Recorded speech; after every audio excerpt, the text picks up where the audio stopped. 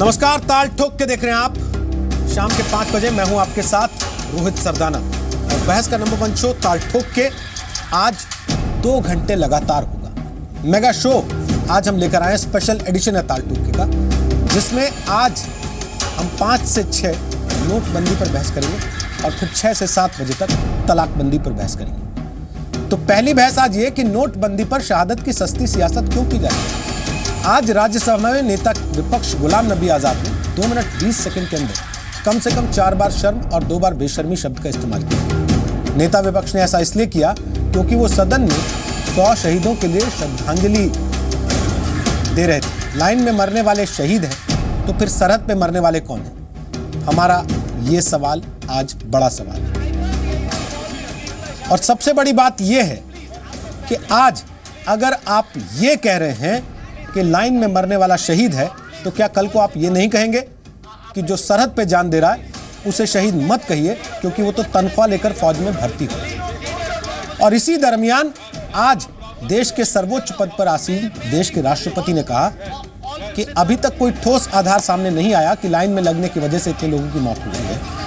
वो कह रहे हैं कि सदन के अंदर इस तरीके से अल्पमत का बहुमत को हाईजैक कर लेना, बंधक बना लेना सदन के लिए शर्मनाक है। तो आज इन सभी बातों पर बहस होगी। हमारे साथ खास मेहमानों का पैनल होगा, उनसे आपका परिचय कराएंगे, लेकिन उसके पहले ये रिपोर्ट।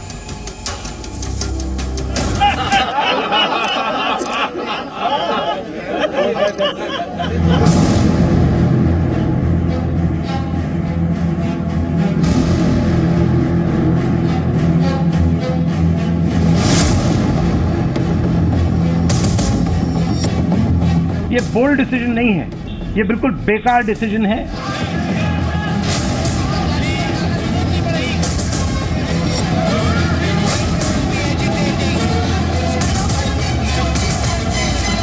भी अच्छी बात नहीं है। पास मानते हैं, अच्छा मानते हैं। जो मोदी साहब ने किया अच्छा ही किया है। जो आगे आएगा पीढ़ी उनके लिए अच्छा है।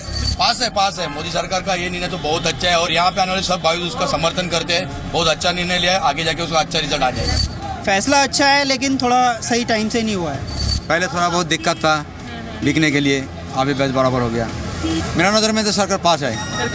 हाँ, जो नोटबंदी का हुआ है अच्छा हुआ है, पर तकलीफ किसी को ना हो, इसके मतलब ये नहीं। सरकार तो 100%, मतलब मैं तो कहूँगी कि 150% मार्क्स लेके ये पास हुई है। ये 1 महीने का समय तो एक्चुअली बहुत कम समय है। कम से कम 3 महीने तक गवर्नमेंट को सेटिंग करने में टाइम लग ही जाएगा। फैसला बिल्कुल सही है, मगर तरीका जो होना चाहिए वो अगर होता सही तरीके से तो सब सही था। शर्म की बात है इस सरकार के लिए, इस सरकार के लिए शर्म की बात है कि पहली दफा उन शहीदों को श्रद्धांजलि अर्पित नहीं करने दी इस सदन के अंदर, जो एक सबसे ज्यादा शहीद हो गए। शर्म आनी चाहिए। शर्म, बेशर्मी की भी हद होती है। You are gagging the majority. Majority do never participate in disruption. Only minorities come to the well, shout slogans, stop the proceedings, and create a situation where chair has no option but to adjourn the house. ताल ठोक के आज का पहला सवाल, नोटबंदी पर शहादत की सस्ती सियासत क्यों? दूसरा सवाल, नोटबंदी के 30 दिन बाद सरकार पास या फेल? तीसरा सवाल, क्या 50 दिनों में नोटबंदी की सारी परेशानियां खत्म हो जाएंगी? चौथा सवाल, नोटबंदी पर नेता की सुने या जनता की? और ताल ठोक के आज का 5वां सवाल, लाइन में मरने वाले शहीद हैं तो सरहद पर मरने वाले कौन? तो आपको बता दें कि ताल ठोक के आज हमारे साथ पहली बहस में कौन कौन से खास मेहमान शामिल हो रहे हैं। हमारे साथ शकील अहमद हैं, जो कांग्रेस पार्टी के वरिष्ठ नेता और प्रवक्ता हैं, पूर्व मंत्री रह चुके हैं केंद्रीय सरकार में। स्वागत है शकील अहमद आपका जी न्यूज़ पर आज ताल ठोक के में। संबित पात्रा हमारे साथ हैं, जो बीजेपी के राष्ट्रीय प्रवक्ता हैं, बीजेपी की सेंट्रल कमेटी में ओडिशा का प्रतिनिधित्व करते हैं। हमारे साथ गौरव भाटिया हैं जो समाजवादी पार्टी के प्रवक्ता हैं, वैसे पेशे से वकील हैं। अक्सर आप उनको टीवी चैनल्स पर समाजवादी पार्टी का पक्ष रखते हुए देखते हैं। और हमारे साथ सुनील अलग साहब हैं जो कि अर्थशास्त्री हैं, ब्रिटानिया के पूर्व मैनेजिंग डायरेक्टर हैं, कॉलमिस्ट हैं, कमेंटेटर हैं। खासतौर पर इकोनॉमी से जुड़े मुद्दों पर उनके कमेंट्स आप अक्सर टीवी चैनल्स पर देखते सुनते हैं। स्वागत है सुनील अलग साहब आपका भी आज इस कार्यक्रम में। शकील अहमद साहब, सबसे पहला सवाल मेरा आपसे है। गुलाम नबी आज़ाद ने आज सदन में कहा कि नोट की लाइन में लगे हुए लोग शहीद हो गए। सर, अगर ये लोग वाकई नोट की लाइन में मारे गए हैं तो भी क्या वो शहीद हैं? उनको शहीद कहना जायज़ है? और अगर ये शहीद हैं सर, तो जो सरहद पे अपनी जान दे रहे हैं सर, वो कौन है? देखिए, सबसे पहले तो सरहद पे मरने वालों का सम्मान होना चाहिए, उनकी शहादत पे किसी को संदेह नहीं होना चाहिए। लेकिन शहादत की परिभाषा आप जानते हैं क्या सरदाना साहब? शहादत, आप जी न्यूज पे बैठे हैं, हम लोग जानते हैं कि जी न्यूज के जो मालिक हैं वो बीजेपी के एमपी हैं, ये हम लोग सबको मालूम सर, है। वो बीजेपी के इसलिए उनका पक्ष रखेंगे। आप कह रहे हैं कि कल होके आपने डाल दिया बीजेपी के सपोर्ट से बने हैं, मैं हरियाणा का प्रभारी रहा हूं, बीजेपी के सपोर्ट से बने हैं, इसलिए बात सुन लीजिए ना, तो चेक कर लीजिए, कम से कम बात तो सुन लीजिए ना, पहले बात तो कहिए शकील साहब, देश की जनता को मालूम होना चाहिए। बात तो कहिए। आपकी पार्टी के जिन नेता का चैनल चलता है सर, सरदाना साहब, सर आपकी पार्टी के जिन नेता का चैनल चलता है, मैं मान लूं कि कांग्रेस पार्टी फंड करती है उसे, और कांग्रेस पार्टी का स्पोक्सपर्सन है चैनल, हमारी किसी पार्टी के नेता का नहीं चलता है, किसी पार्टी के नेता का चैनल नहीं चलता। पार्टी के आपके जो चैनल के मालिक हैं, आपकी किसी पार्टी के नेता, आपकी पार्टी के किसी नेता का चैनल नहीं चलता। से आए हैं हरियाणा से जीत करके, और आप पहले अपने फैक्ट्स दुरुस्त कर लीजिए शकील अहमद साहब। बीजेपी के लिए शकील अहमद साहब, आप अपने फैक्ट्स दुरुस्त कर लीजिए पहले। मालूम है सबको, अपने फैक्ट्स दुरुस्त कर लीजिए, आप फैक्ट्स दुरुस्त कीजिए, फिर मैं आपकी हकीकत आपको दिखाता हूँ। आपकी पार्टी की क्या स्थिति है सर, मैं आपको दिखाता हूँ। कहेंगे आप पूरा कर लीजिए, फिर मैं आपको आपकी स्थिति दिखाता हूँ। कहा कि कल ये कहेंगे, आप हमारे मुंह में अल्फाज क्यों डालते हैं? नहीं सर, कि कल विपक्ष वाले सर मैं आपको बताऊंगा, अभी आपकी स्थिति दिखाऊंगा, आपकी पार्टी की हकीकत क्या है। नहीं है, या तो आपने कह दिया कमेंट में क्यों कहा? नहीं, मैं आपको दिखाऊंगा सर, स्थिति दिखाऊंगा आपकी क्या है। और आप गलत करके बीजेपी के प्रवक्ता की हैसियत से बोलने की कोशिश कर रहे हैं। शकील साहब, गलत है। शकील साहब, ये रोना धोना बंद कीजिए। शकील साहब, ये रोना धोना बंद कीजिए सर। हर चैनल पे आप लोग जाके यही रोना धोना कर रहे हैं सर। जनता बीजेपी की प्रवक्ता, एंकर बीजेपी का प्रवक्ता, पत्रकार बीजेपी का प्रवक्ता, सर 4 चैनल दिखाता हूँ आपको अभी यहीं बैठ के। शकील साहब सुनिए, बॉर्डर पे मरे हैं, सुनिए शकील अहमद, शकील अहमद साहब सुन लीजिए, अब सुनने की हिम्मत तो रखिए, ये गलत सुनने की हिम्मत तो रखिए। ये कांग्रेस की रैली नहीं चल रही है सर कि भाषण देने खड़े होंगे और खत्म करके हटेंगे। ये गलत तरीका है सर। वो तरीका बड़ा अच्छा है कि आप ये भी साबित नहीं कर पाए कि कोई बैंक की लाइन में मरा और आप उसको शहीद घोषित कर रहे हैं संसद के अंदर खड़े होके। आप शहीद घोषित कर रहे हैं संसद के अंदर खड़े होके, शहीद घोषित कर देंगे संसद के अंदर खड़े होकर। बीजेपी के सर जयललिता के लिए 77 लोग मर गए, उनको भी घोषित कर दीजिए शहीद है, ये दे दीजिए मुआवजा उनको कांग्रेस पार्टी के दफ्तर से। ये तो सबको मालूम है सर, लेकिन दिखाई तो अब सुनिए ना, अब सुनिए ना, आपकी हकीकत दिखाता हूँ आपको। सर मैं आपकी पार्टी का सच दिखा रहा हूँ आपको, जरा ध्यान से देखिएगा और देखिए, उठ के भाग ना जाइएगा उस दिन की तरह। अभी दिखा रहा हूँ आपको, देखिए ना सर, देखिए, उठ के भागिएगा मत आप दिखाइए। हाँ सर देखिए, देखिए सारे चैनल्स पर आप लोगों की क्या स्थिति है। हर चैनल बीजेपी का प्रवक्ता आपके मुताबिक देख लीजिए। वोटर ये नहीं है, वोटर ये नहीं है, ये आपकी टीआरपी होगी। हमारा वोटर रूरल एरिया में बैठा है, गरीब मैडम जो लाइन में खड़ा है। मैडम ये गलती मत करिए, आपने ये जनता को अनदेखा करने का गलती आपने पहले भी किया है। एक सेकंड, आप टीवी पे बैठ के कह रही थी मैडम ये जनता वो नहीं है जो मुझे वोट करती है। ये संबित पात्रा भी वहीं बैठे थे, आप भी वहीं बैठी थी। आज आप मुझे बता रही हैं कि मैं जनता की बात रखती हूँ। आज आप मुझे बता रही हैं मैं जनता की बात रखती हूँ। बिल्कुल राइट। आप बीजेपी के प्रवक्ता नहीं मैडम, सब बिक गए, सब बिक गए। केवल 44 लोग बचे देश में। इस देश की सारी जनता बिकी हुई है, जो लाइनों में खड़ी हुई है, अपनी जान दे रही है लेकिन गाली नहीं दे रही, जो जान दे रही है लेकिन आग नहीं लगा रही। सुमित जी, आप अगर ये सोच के आए हैं कि सरकार के विपक्ष में कोई बोलेगा तो आप उसको बोलने नहीं दीजिएगा, तो क्यों बुलाते हैं हम लोगों को? आप अपने ही चैनल पे बैठ के अपनी बातें कह सकते हैं। हम लोगों को बुलाने का मैंने फायदा आपसे क्या है? क्रॉस क्वेश्चन कर लिया तो आप चिढ़ क्यों रहे आपको थे जो शकील बुलाया है भाई? तो मेरी बात आप ही सुनिए, की बात पूछ रहा हूँ मैं, बात कहने दीजिए। आप ही की बात पे पूछ रहा हूँ मैं मैं। भी कुछ बोला भी नहीं कि आप लगातार इंटरप्ट कर रहे हैं। मैं कहाँ इंटरप्ट कर रहा हूँ? आप मेरी बात को सुन ही नहीं रहे हैं। मुझको। ऐसा थोड़ी कांग्रेस की रैली है शकील भाई, कांग्रेस की रैली थोड़ी है शकील भाई। 5 पैनलिस्ट और बैठे हुए हैं, सबको वक्त देना है, सब अपनी बात कहना चाहते हैं। मैंने आपको कहा 60 सेकंड में अपने काम गिनाइए, आपने मुझे एक काम गिनाया, आपने मुझे एक काम गिनाया, मैं उसी एक काम का काउंटर आपसे पूछ रहा हूँ। जनवरी 2014 में आप ये स्कीम लेकर आए कि 2005 के पहले के पुराने नोट हटाने हैं, फिर आपने हटाए क्यों नहीं? फिर आपने हटाए क्यों नहीं? फिर आपने हटाए क्यों नहीं शकील भाई? शकील भाई आपने हटाए क्यों नहीं? शकील भाई आपने हटाए क्यों नहीं? शकील भाई क्यों नहीं हटा? क्यों? शकील भाई जवाब दीजिए ना। शकील भाई आप जवाब नहीं दे रहे हैं, गलत इंप्रेशन जाएगा।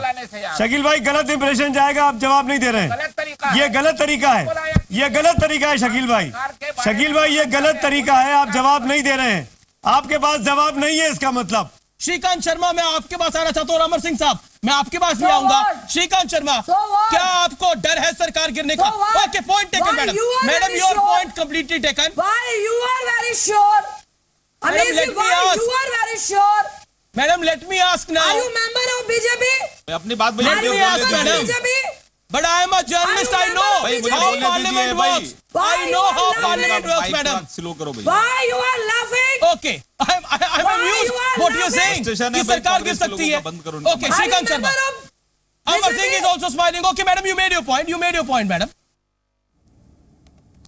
4 अलग अलग प्रोग्राम, शकील अहमद साहब फिर आपके पास ही आ रहा हूँ। 4 अलग अलग प्रोग्राम मैंने आपको दिखाए, चारों में आपकी पार्टी का यही स्टैंड है कि आप तो बीजेपी के प्रवक्ता हैं, आप तो बीजेपी की बात कर रहे हैं। सर इस देश की जनता जो आपके मुताबिक लाइन में खड़े होकर जान दे रही है लेकिन नारा नहीं लगा रही मोदी के खिलाफ, या फिर आग नहीं लगा रही किसी बिल्डिंग में, वो फिर बीजेपी की प्रवक्ता ही है सर? नहीं, आप बीजेपी के, आपके एमपी बीजेपी के समर्थन से जीते हैं। आपके सर मालिक फिर वही बात पे आप आ रहे हैं। जनता को जानना चाहिए कि इससे क्यों पाना चाहते हैं। आप मुझे ये बता दीजिए, बोलिए ना, ये जनता को जानकारी होनी चाहिए। शकील अहमद आप कोई ऐसी बात बता रहे हो, बहुत सनसनीखेज खुलासा कर रहे हो, तो इस चर्चा से हटके मैं उस चर्चा पे आ जाता हूँ। नहीं सर मुझे एक बात बता दीजिए शकील अहमद, आप नोटबंदी पे बहस करने आए हैं, आप नोटबंदी पे बहस करने आए हैं, हरियाणा से आप नोटबंदी पे बहस करने आए हैं। इस बात को बताना चाहिए ना जनता सर, उसके बाद ये बात इस देश की जनता को पता है, उनको आपका इंतजार नहीं था कि अचानक एक दिन शकील अहमद आएंगे और वो खुलासा करेंगे सनसनीखेज तरीके का। ये इस देश की जनता को पता है सर, वो आपसे ज्यादा टीवी पे दिखाई देते हैं और ये बात बताते हैं, आपका इंतजार नहीं करते कि आप आके बताएं। आपके पास क्योंकि अपनी जो बात आपसे पूछी जा रही है उसका जवाब नहीं है, तो आप इस तरीके से ये करने की कोशिश कर रहे हैं। बस जो सवाल पूछा जा रहा है उसका जवाब नहीं है आपके पास। जानने के, जानकारी देने के बाद मैं शकील अहमद साहब सवाल जो पूछा गया कि जो सरहद पे मर रहा है वो शहीद नहीं है क्या? जो लाइन में मर रहा है वो शहीद है? जो जयललिता के लिए मारा जा रहा है उसको भी शहीद कह दीजिए ना, फिर आप उस पर बात नहीं करेंगे, लेकिन आपका गायन कुछ और शुरू हो जाएगा। अपने बीजेपी प्रवक्ता की तरह बात कर सर मैं तो कह रहा हूँ 4 चैनल दिखा दिए, सभी बीजेपी प्रवक्ता हैं। अब बताइए, छोड़ दीजिए फिर राजनीति, कहिए सब बीजेपी के प्रवक्ता हो गए, हम नहीं जाएंगे टीवी पर। हाथ जोड़ दीजिए ना अपनी पार्टी को, कहिए कि साहब मुझे छुट्टी दे दीजिए 1 महीने की। लोगों को जानकारी होना सर बोलिए। अरे सर आप ऐसी बात बताइए ना जो लोगों को ना पता हो। शकील अहमद आप वो बताइए जो लोगों को ना पता है, जो सच्चाई है लोगों को जानने दीजिए। शकील अहमद आप मुद्दे की बात करना चाहते हैं या मैं आप पे टाइम वेस्ट करना बंद कर दूं? आपकी हकीकत में दिखा चुका हूं सर, आपकी हकीकत में दिखा चुका हूं सर। जो शर्म बेशर्मी आपके नेता पार्लियामेंट में यूज कर रहे थे उनको याद कर लीजिए। ये चारों क्लिप्स दोबारा देखिएगा बैठ के। अभी अब मैं बाकी लोगों के पास जा रहा हूं क्योंकि आपके ऊपर मैं समय वेस्ट नहीं कर सकता इससे ज्यादा। मैं आपके ऊपर इससे ज्यादा समय वेस्ट नहीं कर सकता सर, क्योंकि आप मुद्दे की बात नहीं कर रहे, केवल समय जाया कर रहे हैं। सबसे ज्यादा तरक्की आप केवल समय जाया कर रहे हैं सर, केवल समय जाया कर रहे हैं। नहीं आप केवल समय जाया कर रहे हैं शकील अहमद, आप केवल समय जाया कर रहे हैं। मैं आपको 4 चैनलों के 4 प्रोग्राम दिखा चुका हूं जहां आपका केवल यही स्टैंड है कि आप तो बीजेपी के प्रवक्ता की तरह बिहेव कर रहे हैं। सर हर आदमी बीजेपी का ही प्रवक्ता है सर, केवल 44 लोग ईमानदार रह गए इस देश में, केवल 44 लोग ईमानदार रह गए सर इस देश में, बाकी सब बीजेपी के प्रवक्ता और मेंबर हो गए, सबने मिस कॉल दे रखा है ना। लेकिन सर छोड़ दीजिए, ये बात सही है कोई नहीं सुनेगा अब आप आपकी बात। प्रवक्ता की तरह शकील साहब, ये बीजेपी के चार बोलते जो हैं। चेहरे आपके दिखे हैं ना अभी उन्होंने पोल खोल दिया आपकी है। अब छोड़ दीजिए उस बात को। अब आप कुछ भी बोलते रहिए सर। बीजेपी के प्रवक्ता की तरह सर बोलते मैं कह हैं। रहा हूं आप इस बात को 2000 बार भी बोलेंगे तो आप अपनी इज्जत गवाएंगे, मेरी इज्जत पे फर्क नहीं पड़ेगा सर। मैंने आपकी पार्टी की स्थिति अभी दिखा दी और सब जगह से उठा के दिखा दी सर। आप हर जगह जाके यही करते हैं, सच्चाई है उसके आप हर बाद जगह जाके यही करते हैं सर। और उसके बाद भी सवाल पूछा जाए तो उठ के भाग जाते हैं सर। ये हालत है आपकी। संबित पात्रा, 30 दिन बीत चुके हैं, आप अभी भी संबित पात्रा लोगों को वादे दे रहे हैं। अभी भी आप ये कह रहे हैं कि 50 दिन हो जाने दीजिए, 50 दिन में सब ठीक हो जाएगा। सर आप कहते हैं हमने 19 करोड़ के नोट निकाल दिए। एटीएम्स में जाके देखिए सर, वहां पर बाहर स्टिकर चिपके हैं बड़े बड़े, कैश नहीं है। कब तक लोगों को धोखा देंगे ऐसे? नहीं रोहित जी, हम लोगों को धोखा देने के लिए हमने ये कदम नहीं उठाया है। काले धन को ठीक करने के लिए, कैशलेस इकोनॉमी को लाने के लिए, भारत की आर्थिक स्थिति को सुधारने के लिए कदम उठाया है। हाँ, आप बिल्कुल सही कह रहे हैं। लोग, मैं खुद देख रहा हूँ कि लोग लाइनों में खड़े हैं, लोगों को दिक्कत भी हो रही है। एटीएम के लाइन में खड़े होते हैं, लाइन में पहुँचते हैं तो एटीएम में कैश खत्म हो जाता है। ये कोई मतलब मैं बिल्कुल सच बात है, आप सच बोल रहे हैं। 50 दिन का समय प्रधानमंत्री ने मांगा है, 50 दिन का समय दीजिए। आपसे प्रधानमंत्री ने खुद कहा है कि सब कुछ ठीक हो जाएगा, थोड़ा इंतजार। यहाँ तक लोग, आपने बिल्कुल ठीक कहा, खुद आपने कहा रोहित जी कि लोग नारे नहीं लगा रहे हैं, लोग कष्ट सहते हुए, झेलते हुए इसे सह रहे हैं, क्योंकि लोगों को पता है कि short term pain long term gain है। इतना बड़ा परिवर्तन अगर हो रहा है, थोड़ा दर्द तो होगा। एक साथ पैसा रिलीज कर देंगे ऐसे ही, देखिए बुरा मत मानेगा, हमारे यहाँ कहावत है जुगाड़। ये जो जुगाड़ है, पैसा रिलीज होते ही सारा कुछ कन्वर्ट होगा। तो स्वाभाविक रूप से कैलिब्रेटेड वे में पैसा रिलीज होना ये अनिवार्य है, सरकार इसका ध्यान रख रही है। मगर मैं अभी शकील साहब को सुन रहा था। शकील साहब देखिए, आप, हम चारों लोग बैठे हैं प्रवक्ता यहाँ, आप सबसे सीनियर व्यक्ति हैं, आपका राजनीतिक जीवन और राजनीतिक कद दोनों हम सबसे ऊपर रहा है। आप अगर इस प्रकार व्यवहार करेंगे तो कैसे, हम लोग क्या सीखेंगे, आप जरा बताइए। कितना कष्टदायक ये व्यवहार है। आप 15 मिनट तक ये चिल्लाते रहे और यही व्यवहार संसद में भी हो रहा है। एक पॉलिटिकल पार्टी कांग्रेस, जिसका इतना बड़ा इतिहास रहा है, इतने वर्षों तक वो राजनीतिक जीवन में रही है, वो अगर इस प्रकार बिहेव करेगी तो लोग क्या सोचेंगे? यही सोचेंगे ना कि 44 किया था, ये ठीक था, अब 4 तक ले जाना है। शकील साहब, आप न्यूट्रल होकर बात कीजिए। मैं इस एंकर ने शकील साहब सुनिए, शकील साहब मैं इसका जवाब देता हूँ, सुनिए। इसीलिए मैंने किसी सुनिए शकील साहब, मैं उस पर भी बताता हूँ। आप बड़े हैं, आप थोड़ी देर मुझे सुन लीजिए प्लीज। हाथ जोड़ के आपसे निवेदन है, मुझे सुन लीजिए। आप सुन, देख चुके सब लोग ना। शकील साहब प्लीज सुन लीजिए।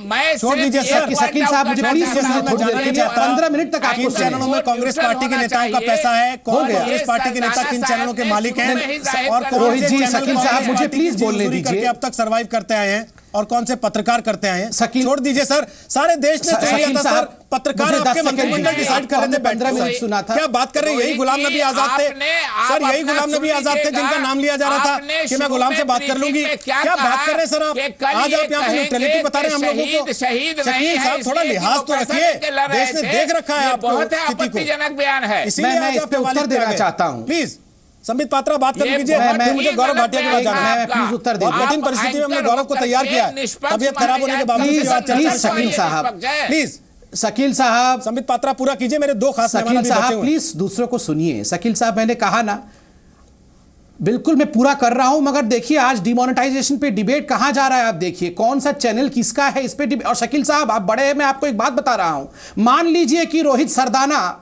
न्यूट्रल नहीं है, आप में उतना दम होना चाहिए। कोई न्यूट्रल भी नहीं है ना, आप आंकड़ों से उसको गिरा दें, चिल्लाने से नहीं होता है, मुस्कुरा के गिरा दीजिए ना। ये कृष्ण कला अपने में लाइए, अगर नहीं है तो सीखिए।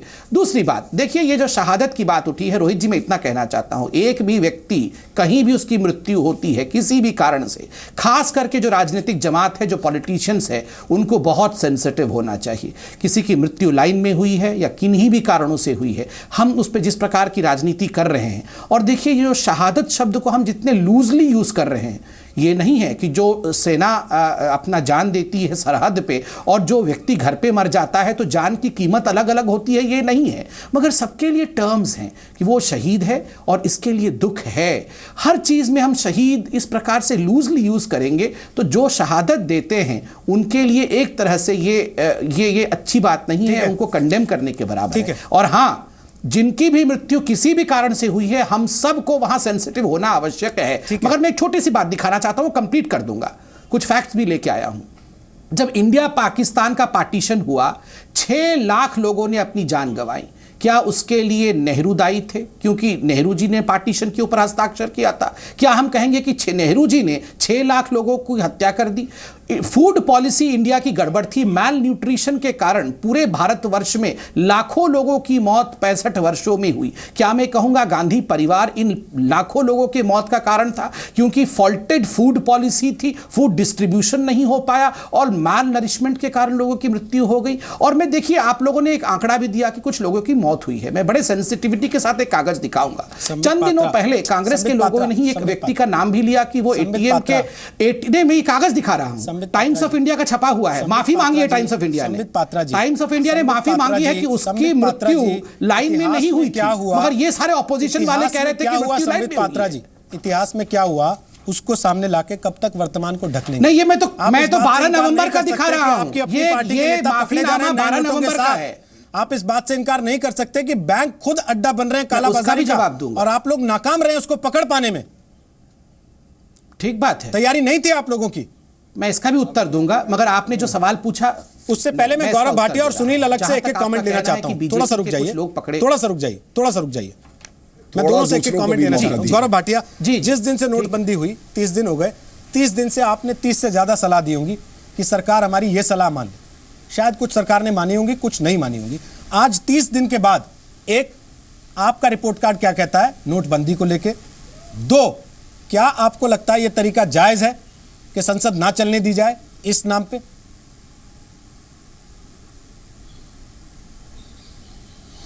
रोहित जी, देखिए, सबसे पहले मैं फिर कहूंगा कि ये जो कदम लिया था ये सराहनीय कदम था और समाजवादी पार्टी ने इसका समर्थन दिया था। लेकिन परेशानी कहाँ से शुरू हुई? परेशानी यहाँ से शुरू हुई कि जिस तरह की तैयारी, जैसे कि क्या एटीएम की रिकैलिब्रेशन की ज़रूरत ही ना पड़े, 1000 और 500 रुपए के नोट से ही काम चलाया जाए, जो नए छापे जाए, उनकी संख्या पर्याप्त मात्रा में हो, उनको कैसे आप विभिन्न बैंकों तक पहुंचाएंगे, ये सब कदम नहीं उठाए गए। और सर्वोच्च न्यायालय में, रोहित जी, ये मामला लंबित है। सर्वोच्च न्यायालय ने बार बार सरकार को फटकार लगाई और ये कहा कि आप अपनी व्यवस्था को दुरुस्त करिए और आम आदमी को जो कष्ट हो रहा है इसको दूर करिए। मैं समझता हूँ भाजपा की ये समझदारी होगी अगर वो इशारा समझे, जो सर्वोच्च न्यायालय ने भी कहा है, विभिन्न राजनीतिक दलों ने भी कहा है कि कमियों को दूर करिए। आज स्थिति ये है रोहित जी, 30 दिन बाद की मैं बात कर रहा हूँ, कि आप बैंक में जाइए। मैं खुद भी गया था और 1 घंटे के अंदर 10:30 और 11 बजे बैंक कहते हैं केवल 5 लाख रुपए आए हैं, जहां पे जरूरत 50 लाख और 75 लाख की है, और 11 बजे शटर बंद कर देते हैं। मैंने ऐसे लोगों को भी लाइन में लगे देखा है जो अपना इलाज कराने के लिए रुपए लाए हैं, या उनके घर में दुख की घड़ी है और उनको रुपया नहीं मिल पा रहा है। मेरा संबित जी से इतना ही निवेदन रहेगा कि केवल आंखें बंद कर लेने से या विपक्ष को कोसने से समस्या का हल नहीं मिलेगा। हम लोगों ने प्रदेश में आपका पूरा साथ दिया है। हमारे जो भी कर्मचारी वहाँ हैं या पुलिस वाले हैं, वो भी इस जो आपका निर्णय है इसमें साथ खड़े हैं इम्प्लीमेंटेशन के लिए। लेकिन दुखद है कि अगर 100 लोगों की जानें गई हैं तो हम सबको अपने आप से पूछना होगा, क्या हम इस योजना को ऐसे लागू कर सकते थे कि ये 100 जाने ना जाएं? टाइम्स ऑफ इंडिया की कटिंग दिखाने से कि आदमी की जो जान गई है वो लाइन में नहीं गई, मैं समझता हूं कहीं ना कहीं हम अपनी अपरिपक्वता दिखा रहे हैं और हम दिखा रहे हैं कि हम बिल्कुल भी संवेदनशील नहीं हैं। दूसरी बात, मैं आज फिर से उन्हें एक सुझाव जरूर दूंगा। मैं आपसे इतना जरूर कहूंगा कि आपके भी जो मंत्री हैं, सांसद हैं, उत्तर प्रदेश में भी है, पूरे भारत में जनता ने आपको इतना बड़ा बहुमत दिया, वो लोग क्यों नहीं जाते अपने अपनी जगह पे और एक बार देखें कि क्या हो रहा है। हो सकता है आपको हमारी बात पे विश्वास ना हो, लेकिन जब आपका अपना सांसद लाइन में खड़ा होगा तब वो बताएगा आपको, जब अपना विधायक खड़ा होगा वो बताएगा। और मैं आपसे कहता हूं, मैंने आपसे 25 दिन पहले कहा था कि निजी अस्पतालों में 500 और 1000 के नोट चालू कर दीजिएगा। कितनी जाने गई निजी अस्पतालों में। आप ही के एक मंत्री हैं साउथ में, उन्हें अपने भाई की डेड बॉडी लेनी थी और वो नहीं ले पा रहे थे। क्या हम पैन कार्ड और आधार कार्ड के बदले में उनको नहीं अलाउ कर सकते थे 500 और 1000 के नोट? ये सब बहुत बड़े प्रश्न हैं। और भ्रष्टाचार की लड़ाई के लिए मैं आपसे इतना ही कहूँगा संबित जी, 2.5 साल निकल गए हैं, लोकपाल की नियुक्ति करिए। आप एंटी करप्शन लॉ को डाइल्यूट कर रहे हैं। जितने ब्यूरोक्रेट्स हैं उनके लिए आप कह रहे हैं कि परमिशन लेके प्रोसिक्यूट होंगे। क्या बढ़ावा नहीं दे रहे जो भ्रष्टाचारी ब्यूरोक्रेट हैं कि वो भ्रष्टाचार करें? तो मैं समझता हूं बातचीत से ही मसला निकलेगा। दूसरी पार्टियों को आप बताएं कि वो भ्रष्ट है केवल इसलिए कि वो आपकी आलोचना कर रही हैं या आपको सुझाव दे रही हैं। ये प्रजातंत्र के लिए अच्छा नहीं है। आज आप सरकार में हैं, कल आप भी विपक्ष में होंगे। ठीक। सुनील अलग साहब, आपने तीनों पॉलिटिकल पार्टीज को सुन लिया, रवैया भी आपने तीनों का देख लिया। विपक्ष का रवैया आपने देखा है, सरकार का रवैया आपने देखा है। इकोनॉमी का रवैया क्या है सर डिमोनेटाइजेशन को लेके? 30 दिन बाद क्या हम कुछ प्रिडिक्ट कर पाने की स्थिति में हैं कि जो हुआ वो सही के लिए हुआ या गलत के लिए हुआ, और जो सोच के हुआ उस दिशा में जा पाएगा कि नहीं जा पाएगा?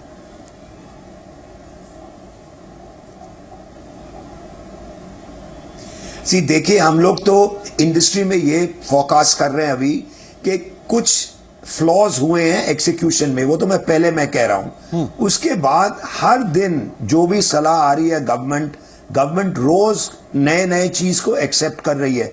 जो अभी आपने समाजवादी का पार्टी का एक उन्होंने सजेशन दी है, गवर्नमेंट उसके बारे में भी आई एम श्योर सुनेगी। देखिए, आप फिगर्स सोचिए कि अगर आप ऐसे चीज पहली बार इस देश में कर रहे हैं जहां पे सब कुछ ठीक चल रहा था, उस वक्त आपने कर दिया, कहीं कोई दुनिया में हुई नहीं है। अब सब प्रिडिक्शन लगा रहे हैं कि ये गलत हो गया, सलत हो गया, कोई कह रहा ठीक हो गया। मैं तो कह रहा हूं कि देखिए, ये जो मूव हुआ है, अगर सिर्फ डीमोनेटाइजेशन किया गया है तो फिर मैं कहूंगा ये बहुत गलत मूव किया गया है। लेकिन अगर कोई भी प्राइम मिनिस्टर को थोड़े बहुत भी जानता है वो क्या करते हैं, तो 1 फरवरी के बजट तक तो कम से कम इंतजार कीजिए। देखिए, अगर वो टैक्सेस कम कर देते हैं, देखिए वो जो पैसा कलेक्ट कर रहे हैं वो कहां पे खर्च करते हैं।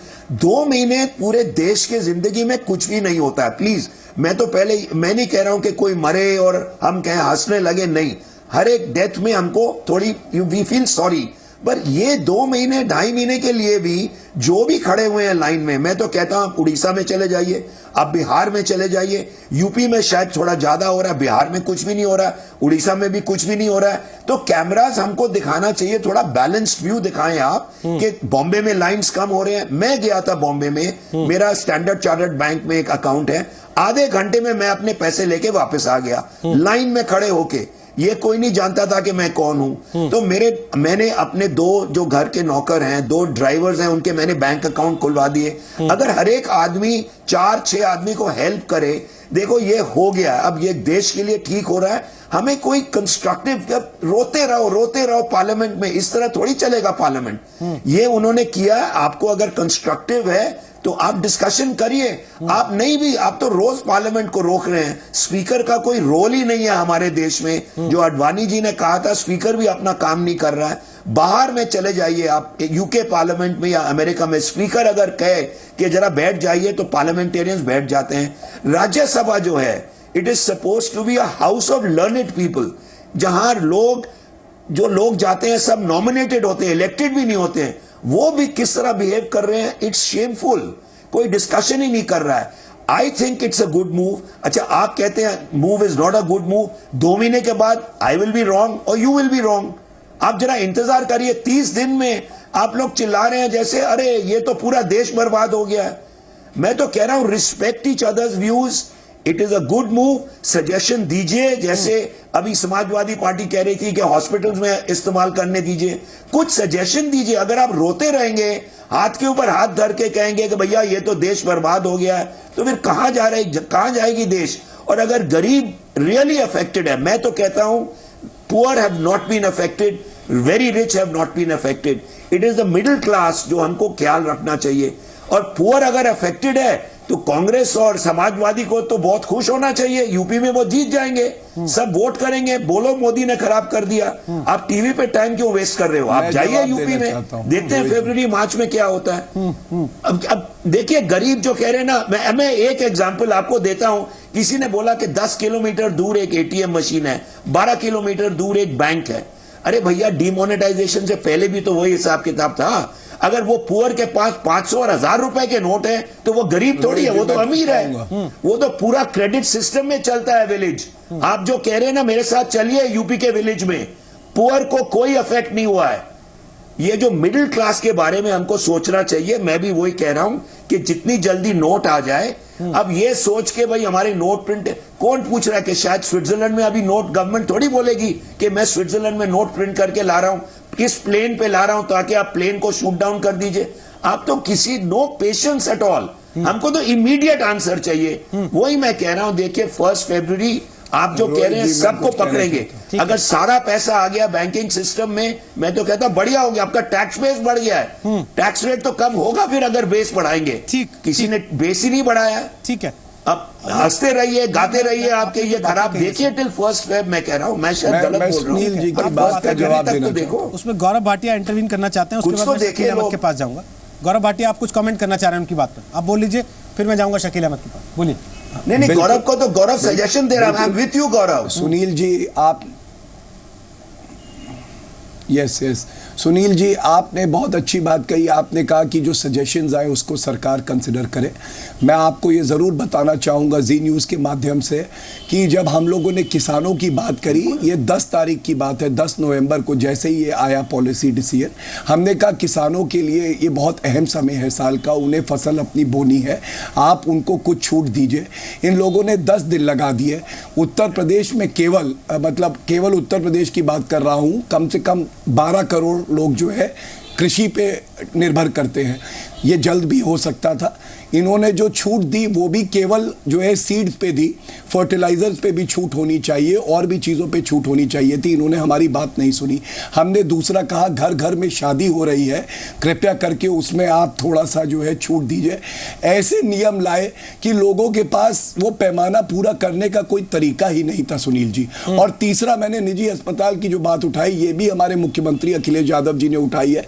मेरा केवल कहना इतना है कि अगर हम किसी की जान जाने से बचा सकते हैं तो हमें उसे बचाना चाहिए। हमें संवेदनशील होना चाहिए और सत्ताधारी दल को, भाजपा को, दूसरे विपक्ष को भ्रष्टाचार केवल इसलिए नहीं बताना चाहिए क्योंकि वो सुझाव दे रहे हैं।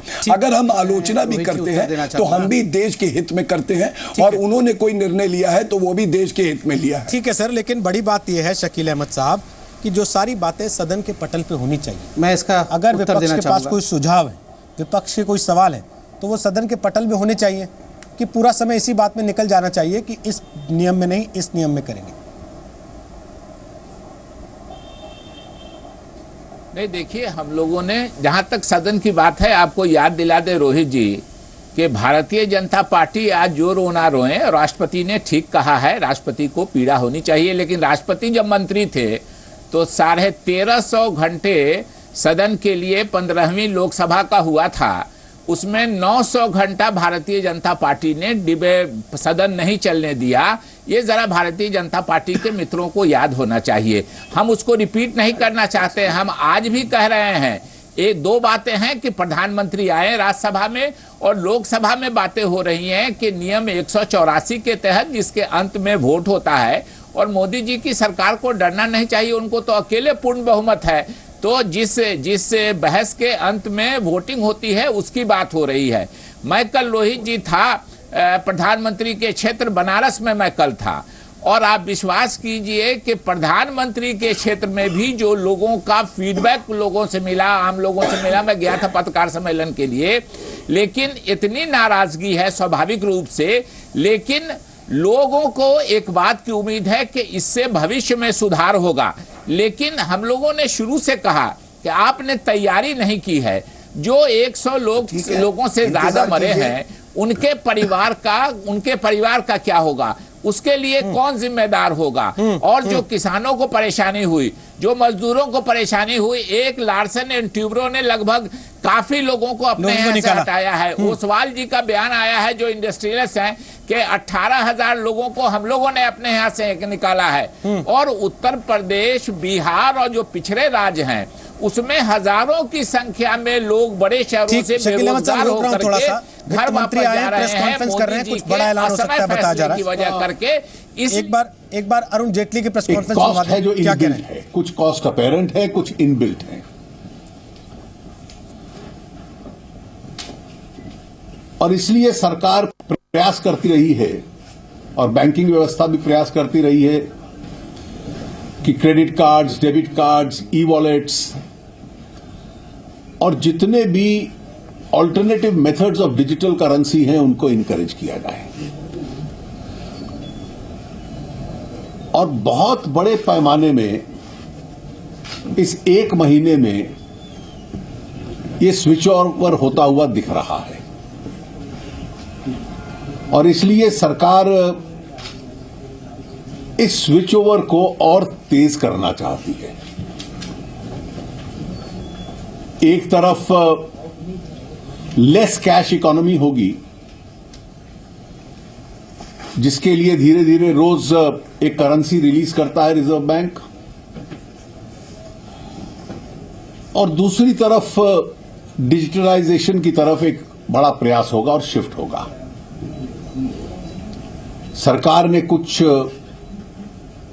जो सरकार की ये ओवरऑल पॉलिसी थी डिजिटाइजेशन की और उसकी तरफ जाए, कुछ प्रमुख निर्णय लिए हैं जो मैं आपके सामने रख देता हूं। हर निर्णय कब से लागू होगा, जो कंसर्न्ड डिपार्टमेंट्स हैं उसकी डेट्स नोटिफाई करेंगे और वो डेट्स तुरंत होंगी। ये इसकी बहुत लंबी प्रतीक्षा नहीं करनी पड़ेगी। कोई घंटों में, एक आध दिन में लागू हो जाएगी, कुछ 2-4 दिन में लागू होंगी, इससे ज्यादा समय नहीं लगेगा।